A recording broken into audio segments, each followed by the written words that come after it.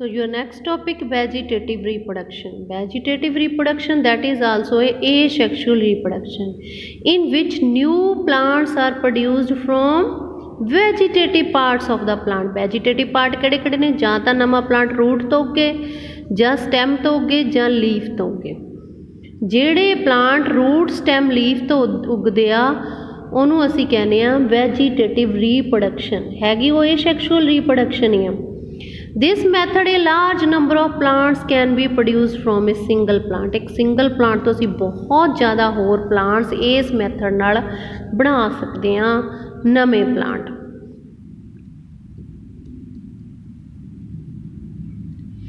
So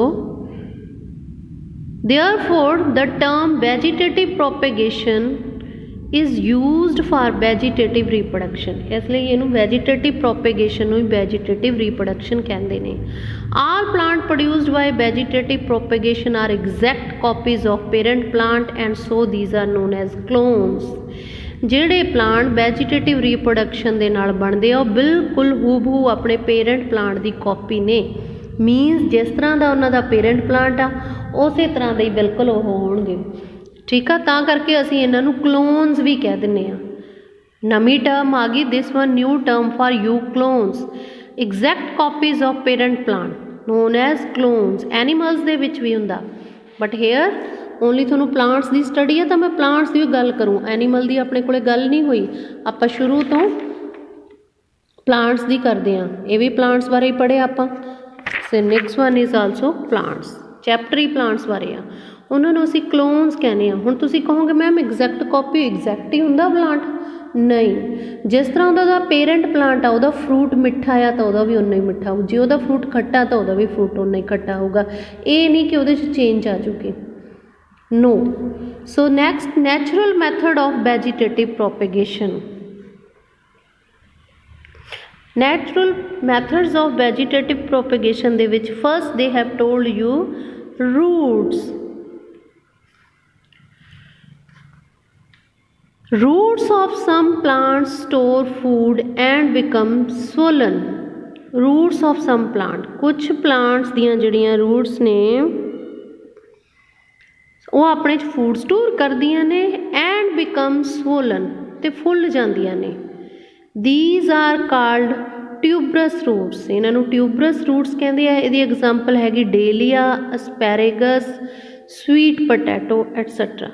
sweet potato ਕੀ ਹੁੰਦਾ? Potato ਆਲੂ, sweet potato ਸ਼ੱਕਰਕੰਦੀ ਖਾਧੀ ਆ ਨਾ, ਸ਼ੱਕਰਕੰਦੀ ਸਾਰਿਆਂ ਨੇ। This one sweet potato. Asparagus, ਪੁੱਤ ਅਸਪੈਰੇਗਸ ਸਾਡੇ ਘਰਾਂ ਦੇ ਵਿੱਚ ਸਜਾਵਟ ਦੇ ਤੌਰ 'ਤੇ ਲਾਇਆ ਹੁੰਦਾ। ਛੋਟੇ ਛੋਟੇ ਐਡੇ ਐਡੇ ਕੀ ਹੁੰਦੇ ਨੇ ਉਹ, ਜਿਸ ਤਰ੍ਹਾਂ ਗੰਨਾ ਆ ਉਵੇਂ ਹੁੰਦਾ ਆ, ਬਸ ਐਵੇਂ ਲੰਬੇ ਲੰਬੇ ਖੜੇ ਹੁੰਦੇ ਨੇ, ਬਸ ਸਜਾਵਟੀ ਤੌਰ 'ਤੇ ਮਿਲਦੇ ਨੇ ਸਾਨੂੰ ਬਾਜ਼ਾਰ ਦੇ ਵਿੱਚੋਂ। ਇਨ ਅਨਫੇਵਰੇਬਲ ਸੀਜ਼ਨ, ਜਿਹੜੇ ਇਹ ਪਲਾਂਟਸ ਨੇ ਇਹਨਾਂ ਪਲਾਂਟਸ ਦੇ ਵਿੱਚ ਜਿਹੜੀਆਂ ਰੂਟਸ ਨੇ, ਰੂਟ ਦੇ ਵਿੱਚ ਫੂਡ ਸਟੋਰ ਹੋ ਜਾਂਦਾ ਆ ਅਤੇ ਉਹ ਫੁੱਲੀਆਂ ਹੋਈਆਂ ਬਣ ਜਾਂਦੀਆਂ ਨੇ ਅਤੇ ਰੂਟਸ ਹੀ ਤੁਸੀਂ ਖਾਂਦੇ ਹੋਵੋਗੇ ਫਿਰ, ਕਿਉਂ? ਜਿੱਥੇ ਫੂਡ ਸਟੋਰ ਆ ਅਸੀਂ ਉਹੀ ਚੀਜ਼ ਖਾਂਦੇ ਹਾਂ ਪਲਾਂਟ ਦੀ। ਇਨ ਅਨਫੇਵਰੇਬਲ ਸੀਜ਼ਨ, ਜਦੋਂ ਅਨਫੇਵਰੇਬਲ ਸੀਜ਼ਨ ਆ, aerial part of the plant die. Plant ਦਾ ਉੱਪਰਲਾ ਪਾਰਟ ਏਰੀਅਲ ਜਿਹੜਾ ਬਾਹਰ ਆ ਉਹ ਖਤਮ ਹੋ ਜਾਂਦਾ, ਡਾਈ ਹੋ ਜਾਂਦਾ ਆ। But tuberous root survive in the soil. ਪਰ ਜਿਹੜਾ ਥੱਲੇ ਵਾਲਾ ਪਾਰਟ ਆ ਰੂਟ, ਟਿਊਬਰਸ ਰੂਟ ਆ ਜਿਹੜੀ ਉਹ ਥੱਲੇ ਸਰਵਾਈਵ ਕਰਦੀ ਹੁੰਦੀ ਆ ਸੋਇਲ ਦੇ ਵਿੱਚ। On coming of favourable season, vegetative bud present in those roots sprouts to produce new plant. ਪਰ ਜਦੋਂ ਫੇਵਰੇਬਲ ਸੀਜ਼ਨ ਆਉਂਦਾ ਉਹੀ ਜਿਹੜੀ ਵੈਜੀਟੇਟਿਵ ਥੱਲੇ ਸੋਇਲ ਦੇ ਵਿੱਚ ਰੂਟ ਜਿਉਂਦੀ ਪਈ ਆ ਉਹਦੇ ਤੋਂ ਨਵਾਂ ਪਲਾਂਟ ਬਾਹਰ ਨਿਕਲ ਆਉਂਦਾ। ਸੋ ਬਿਸਾਈਡਸ ਪ੍ਰੋਪੇਗੇਸ਼ਨ, tuberous roots also help the plant to survive in unfavorable condition। unfavorable condition 'ਚ ਉੱਪਰਲੇ ਪਾਰਟ ਖਤਮ ਹੋ ਜਾਣੇ ਨੇ, ਇਹਨੇ ਥੱਲੇ ਸਰਵਾਈਵ ਕਰਦੀ ਹੋ ਰਹਿਣਾ। ਅਸੀਂ ਲੋਕ ਇਹਨਾਂ ਨੂੰ ਕੱਢ ਕੇ ਖਾ ਜਾਂਦੇ ਹਾਂ, ਜੇ ਨਾ ਖਾਈਏ ਤਾਂ ਉਹ ਤੋਂ ਨਵਾਂ ਪਲਾਂਟ ਬਣ ਜਾਣਾ ਆ। ਨੈਕਸਟ ਆ ਗਿਆ by stem, underground stem. In some plants some branches of stem grow underground and gets modified variously in tubers rhizomes, bulbs etcetera. ਕੁਛ ਪਲਾਂਟਸ ਦੇ ਵਿੱਚ ਸਟੈਮ ਦੀਆਂ ਕੁਛ ਬ੍ਰਾਂਚਸ ਧਰਤੀ ਦੇ ਥੱਲੇ ਚਲੀਆਂ ਜਾਂਦੀਆਂ ਨੇ, ਗੋ ਅੰਡਰਗਰਾਊਂਡ, ਅਤੇ ਉਹ ਚੇਂਜ ਹੋ ਜਾਂਦੀਆਂ ਨੇ ਥੱਲੇ ਜਾ ਕੇ, ਜਿਹੜੀ ਫੋਰਮ 'ਚ ਚੇਂਜ ਹੁੰਦੀਆਂ ਨੇ। ਕਈਆਂ 'ਚ ਉਹਨੂੰ ਟਿਊਬਰਸ ਕਹਿੰਦੇ ਨੇ, ਜਿਵੇਂ ਪੋਟੈਟੋ ਦੇ ਵਿੱਚ। ਕਈਆਂ 'ਚ ਰਾਈਜ਼ੋਮ ਕਹਿੰਦੇ ਆ, ਰਾਈਜ਼ੋਮ ਅਸੀਂ ਕਹਿੰਦੇ ਹਾਂ ਉਹਨੂੰ ਜਿੰਜਰ, ਜਿੰਜਰ ਕੀ ਆ ਅਦਰਕ, ਹਲਦੀ ਅਰਬੀ ਦੇ ਵਿੱਚ। ਬੱਲਬ ਅਸੀਂ ਉਹਨੂੰ ਕਹਿੰਦੇ ਹਾਂ ਅਨੀਅਨ, ਗਾਰਲਿਕ ਅਤੇ ਲਿਲੀਜ਼ ਦੇ ਵਿੱਚ ਬੱਲਬ ਕਹਿੰਦੇ ਆ ਉਹਨੂੰ। ਠੀਕ ਹੈ, ਹੈਗੀ ਕੀ ਆ ਉਹ ਸਟੈਮ। 9 ਅਲੱਗ-ਅਲੱਗ ਰੱਖੇ ਗਏ ਆ ਅਲੱਗ-ਅਲੱਗ ਪਲਾਂਟਸ ਦੇ ਲਈ। Like tuberous roots, these modified stem also survive in the soil in unfavorable season। modified ਹੁੰਦਾ ਸਟੈਮ ਜਿਹੜੀ ਚੇਂਜ ਹੋ ਗਈ, modified ਹੁੰਦਾ ਜਿਹਦੇ 'ਚ ਚੇਂਜਸ ਹੋ ਗਈਆਂ। ਉਹ modified ਸਟੈਮ ਸੋਇਲ ਦੇ ਵਿੱਚ ਸਰਵਾਈਵ ਕਰਦੀ ਆ ਜਦੋਂ ਹਜੇ ਕੰਡੀਸ਼ਨ ਫੇਵਰੇਬਲ ਨਹੀਂ ਹੈਗੀਆਂ। ਔਨ ਅਪਰੋਚਿੰਗ ਆਫ ਫੇਵਰੇਬਲ ਸੀਜ਼ਨ ਉਹ 'ਚੋਂ ਨਵਾਂ ਪਲਾਂਟ ਬਣ ਜਾਂਦਾ। Hair they have shown you ਕੀ ਦਿਖਾਇਆ, ਜਿੰਜਰ ਅਦਰਕ। ਅਦਰਕ ਦੇ ਵਿੱਚ ਉਹਨੂੰ ਅਸੀਂ ਰਾਈਜ਼ੋਮ ਕਹਿੰਦੇ ਹਾਂ, ਐਵੇਂ ਜਿਹੜਾ ਰੂਟਸ ਦੀਆਂ ਨਿਕਲੇ ਆਉਂਦੀਆਂ ਨੇ, ਅਤੇ ਆ ਤੁਹਾਡਾ ਪੂਰਾ ਅਦਰਕ ਆ। ਜਦੋਂ ਫੇਵਰੇਬਲ ਕੰਡੀਸ਼ਨ ਆ ਗਈ ਉਹ ਤਾਂ ਨਵਾਂ ਪਲਾਂਟ ਆ। ਜੇ ਅਸੀਂ ਸੋਇਲ 'ਚ ਉਹਨੂੰ ਕੱਢ ਲੈਂਦੇ ਹਾਂ, ਵਰਤਦੇ ਹਾਂ, ਚਾਹ 'ਚ ਪਾਉਂਦੇ ਹੋ, ਦਾਲ ਸਬਜ਼ੀ 'ਚ ਪਾਉਂਦੇ ਹੋ, ਬਟ ਜੇ ਨਾ ਕੱਢੀਏ ਤਾਂ ਨਵਾਂ ਪਲਾਂਟ। ਸੇਮ ਥਿੰਗ ਹੈਪਨ ਇਨ ਅਨੀਅਨ। ਅੱਜ ਕੱਲ੍ਹ ਅਨੀਅਨ ਗਰੋ ਹੋ ਰਹੇ ਨੇ ਬਿਨਾਂ ਸੋਇਲ ਦੇ ਵਿੱਚ ਪਏ ਵੀ। ਘਰੇ ਪੁੰਗਰ ਜਾਂਦੇ ਨੇ ਨਾ ਤੁਹਾਡੇ ਆਲੂ, ਉਹ ਕੀ ਨੇ, ਉਹ ਤਾਂ ਨਵਾਂ ਪਲਾਂਟ ਬਣ ਰਿਹਾ। ਇੱਥੇ ਫੂਡ ਸਟੋਰ ਆ। ਹੁਣ ਤੁਸੀਂ ਜੇ ਕੋਈ ਪੁੰਗਰਿਆ ਹੋਇਆ ਆਲੂ ਪਿਆਜ਼ ਖੋਲ੍ਹ ਕੇ ਦੇਖੋ ਨਾ, ਅਨੀਅਨ, ਉਹ ਵਿੱਚੋਂ ਖਾਲੀ ਹੋ ਜਾਂਦਾ। ਕਿਉਂ? ਜਿਹੜਾ ਪਲਾਂਟ ਨਵਾਂ ਗਰੋ ਰਿਹਾ ਉਹਦਾ ਫੂਡ ਖਾਂਦਾ। ਇੱਥੇ ਫੂਡ ਸਟੋਰ ਸੀ, ਜਦੋਂ ਸੋਇਲ ਦੇ ਵਿੱਚ ਰਹਿੰਦਾ, ਜਦੋਂ ਹੌਲੀ ਹੌਲੀ ਜਦੋਂ ਫੇਵਰੇਬਲ ਕੰਡੀਸ਼ਨ ਆਉਣੀਆਂ ਸੀ ਤਾਂ ਉਹਦੇ ਵਿੱਚੋਂ ਇਹਦੇ ਲਈ ਆਹ ਮੌਸਮ ਫੇਵਰੇਬਲ ਆ, ਤਾਂ ਇਹਦੇ ਵਿੱਚ ਨਵਾਂ ਪਲਾਂਟ, ਇਸ ਫੂਡ ਤੋਂ ਉਹਨੇ ਨਵੇਂ ਪਲਾਂਟ ਨੇ ਉੱਠ ਕੱਢਣਾ ਸੀ, ਅਤੇ ਉਹ ਤੋਂ ਪੂਰਾ ਨਵਾਂ ਅਨੀਅਨ ਬਣ ਜਾਣਾ ਸੀ। Got it?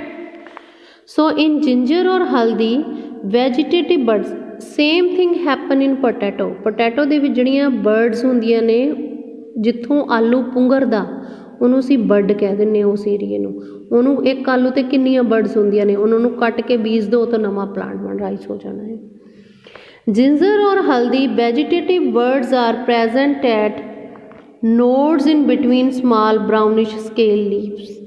ਹੁਣ ਹਲਦੀ ਅਤੇ ਜਿੰਜਰ ਦੇ ਵਿੱਚ ਜਿਹੜੀਆਂ ਵੈਜੀਟੇਟਿਵ ਬਰਡਸ ਨੇ, ਇਹ ਕਿੱਥੇ ਬਣਨੀਆਂ ਨੇ? ਨੋਡ 'ਤੇ ਬਣਦੀਆਂ ਨੇ। ਨੋਡ ਜਿੱਥੇ ਥੋੜ੍ਹਾ ਸਵੋਲਨ ਜਿਹਾ ਪਾਰਟ ਹੁੰਦਾ ਆ। In onion bud is present in between the fleshy scale. Onion ਦੇ ਵਿੱਚ ਜਿਹੜੀ ਬਰਡ ਆ ਉਹ ਤੁਹਾਡੀ ਆਹ ਵਾਲੇ ਜਿਹੜੇ ਫਲੈਸ਼ੀ ਸਕੇਲਸ ਨੇ ਇਹਨਾਂ ਦੇ ਵਿੱਚ ਹੁੰਦੀ ਆ। ਆ ਰੂਟ ਆ ਡਿਸਕ ਕਹਿ ਦਿੰਦੇ ਆ, ਇਹਨੂੰ ਐਪੈਕਸ ਕਹਿ ਦਿੰਦੇ ਆ। Aerial stem.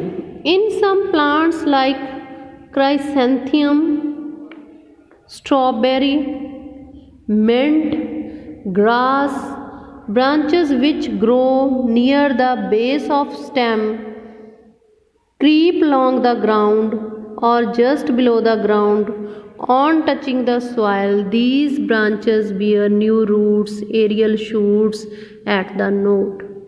Here what they have told you, aerial stem.